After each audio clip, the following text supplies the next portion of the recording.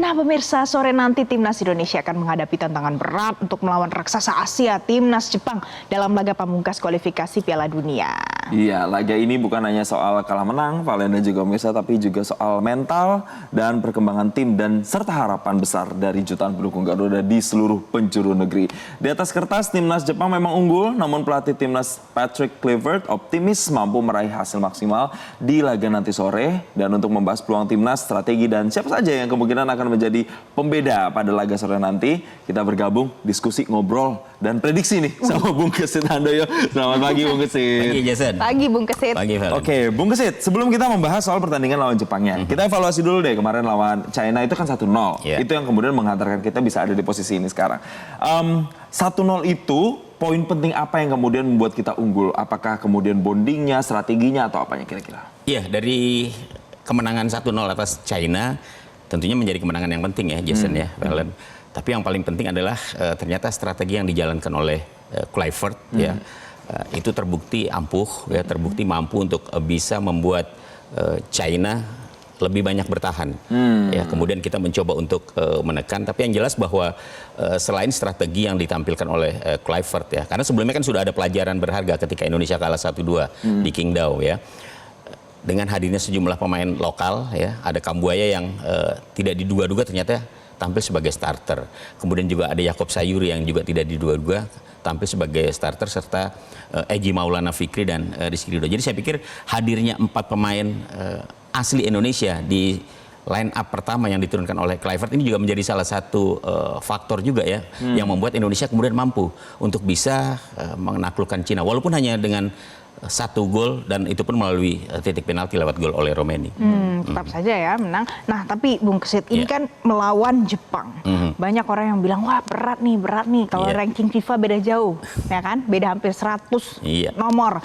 Terus kalau misalnya kita lihat dari potensi untuk bisa gol, beda jauh juga. Jepang 3,5 gol per match, Indonesia 0,5 gol per match.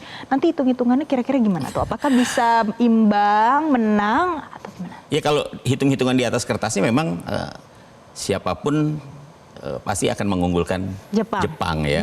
Karena dari sisi peringkat memang mereka sangat luar biasa, 15 ya, paling tinggi di antara negara-negara peserta di grup C. Indonesia di 123 ya per April. Kalau lihat dari gol rata-rata yang diciptakan oleh Jepang, memang Jepang jauh lebih hebat ya. Tapi ini adalah pertandingan sepak bola ya.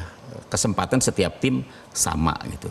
Kalau kita balik lagi ke hitungan di atas kertas, Jepang memang sulit untuk bisa ditaklukkan. Kita pernah kalah 0-4 di Jakarta ketika itu. Dan kali ini Jepang sebagai tuan rumah, pastinya mereka tidak mau untuk kalah ya. Apalagi melawan Indonesia begitu, yang notabene rankingnya sangat jauh. Tapi lagi-lagi bahwa pertandingan ini sudah tidak menentukan bagi Jepang dan juga bagi Indonesia. Tapi gengsi tetap ya, gengsi tetap akan dibawa oleh kedua tim. Dan saya pikir untuk Indonesia bisa menahan imbang aja ya, walaupun Jepang ini akan menurunkan pemain-pemain lapis kedua.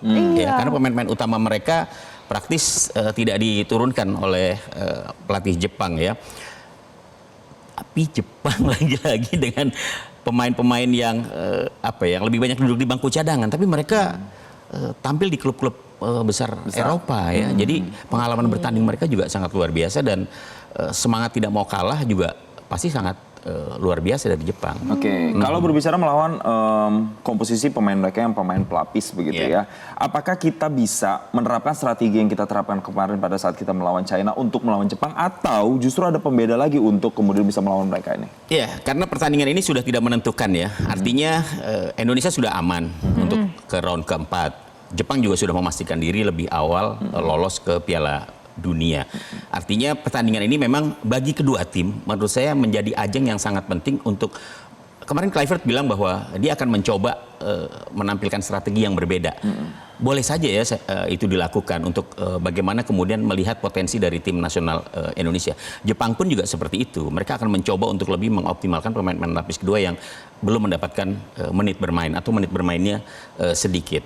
Dan saya kira bagi Kluivert sendiri ini kesempatan buat menunjukkan apakah pemain-pemain Indonesia yang saat ini ada di skuadnya itu bisa untuk memberikan perlawanan yang lebih memadai kepada Jepang yang notabene tetap akan menurunkan pemain-pemain lapis keduanya. Nah, itu tadi satu faktor ya pemirsa, berarti disebutkan oleh Bung Kesit. Nah, apalagi Bung Kesit faktornya yang mungkin saja bisa membalikkan apa isi dari atas kertas hitung-hitungan tadi? Apakah kekuatan fisik atau bonding mental? Saya pikir lebih kepada strategi ya, bagaimana kemudian Kluivert bisa memainkan strateginya dengan baik. Yang pasti bahwa kalau menurut saya jangan terlalu frontal juga ya. Ini Jepang itu kekompakannya sangat luar biasa. Bola-bola pendek mereka sangat luar biasa. Ketika mereka ada di area penalti, area pertahanan Indonesia, itu mereka umpan-umpan pendeknya sangat luar biasa. Australia kemarin walaupun Jepang akhirnya tertinggal atau kalah 0-1 dari Australia, tapi mereka lebih mendominasi permainan dan serangan-serangan mereka ketika berada di area penalti lawan itu sangat luar biasa ya. Ini yang harus diantisipasi oleh Indonesia. Kita punya pertahanan yang sangat tangguh ya. Menurut saya dengan trio Itzes, Justin Hapner dan Rizky Ridho itu tampil sangat luar biasa sepanjang pertandingan. Artinya Kluivert bisa lebih mengoptimalkan lini pertahanan dengan senjata pamungkas kita, counter attack ya. Jadi kalau bermain menghadapi Jepang, menurut saya kalau kita terlalu ofensif ini akan sangat riskan. Tetap akan sangat riskan. Bermain defense untuk kemudian mencuri kesempatan ketika melakukan counter attack, saya pikir ini akan lebih lebih efektif. Ya, Jadi dan saran dari lebih Bung Kesit, ini ya, defense. ya. Kalau itu kan strateginya. Ini sekarang kita berbicara personnya atau siapa yang diturunkan nanti ke lapangan. Ada sejumlah nama-nama, misalnya yang main-main muda deh, ada Beckham Putra itu kan diturunin. Kemarin ada Itzes. Bagaimana Bung Kesit melihat kehadiran pemain-pemain ini dan kontribusinya nanti kalau misalnya mereka turun untuk melawan Jepang? Iya, tadi saya katakan bahwa ini kesempatan bagi Kluivert untuk mencoba ya, karena pertandingannya memang sudah tidak menentukan lah ya. Jadi mencoba untuk tampil dengan kekuatan penuh ini juga sangat bagus bagi Kluivert. Mumpung ketemu Jepang yang rankingnya di atas, ya kita tahulah bagaimana kekuatan Jepang, tim yang paling kuat di grup C ya. Kesempatan untuk menurunkan skuad terbaik Kluivert. Apakah kemudian formasinya berubah? Misalnya hampir 90% misalnya nanti dia menurunkan skuad pemain-pemain diaspora, bisa aja untuk menguji kekuatan mereka gitu. Tapi bisa juga memberikan menit bermain, memberikan kesempatan kepada pemain-pemain lokal Indonesia lebih banyak lagi ya pada saat menghadapi Jepang nanti. Jadi saya pikir kalau pemain-pemain yang ada seperti Ricky Kambuaya, Yakob Sayuri, Stefano Lillipali yang baru masuk, Yance Sayuri, bisa saja dicoba ya, memberikan kesempatan kepada mereka untuk bisa tampil lebih percaya diri lagi, memberikan menit bermain, memberikan pengalaman bertanding untuk persiapan round keempat. Walaupun masih lama ya, karena di bulan September nanti round keempat baru dimainkan. Ini kesempatannya ya. Kesempatan. Jadi bisa nanti kita lihat siapa-siapa saja yang mungkin diturunkan oleh Patrick Kluivert. Tapi Bung Kesit, kalau dari pemain Jepang, siapa sih yang harus diwaspadai? Harus diantisipasi banget. Iya. Antisipasi dari nama-namanya itu. Jepang walaupun banyak menurunkan pemain lapis kedua, tapi nama-nama seperti Takefusa Kubo itu masih ada dalam line up.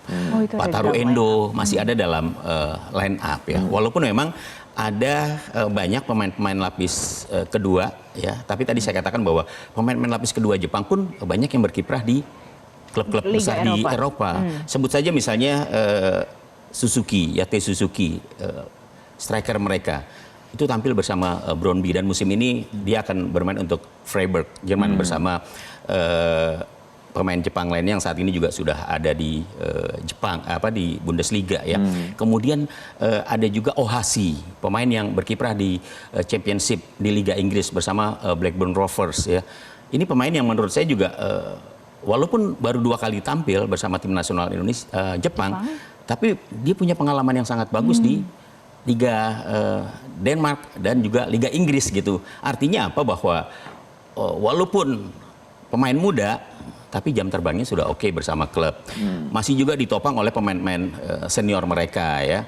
Masih ada Takefusa Kubo, masih ada Endo. Jadi artinya pemain-pemain senior mereka tetap akan diturunkan untuk ya istilahnya membimbing lah pemain-pemain lapis kedua ini supaya Jepang juga bisa tetap stabil dalam permainannya.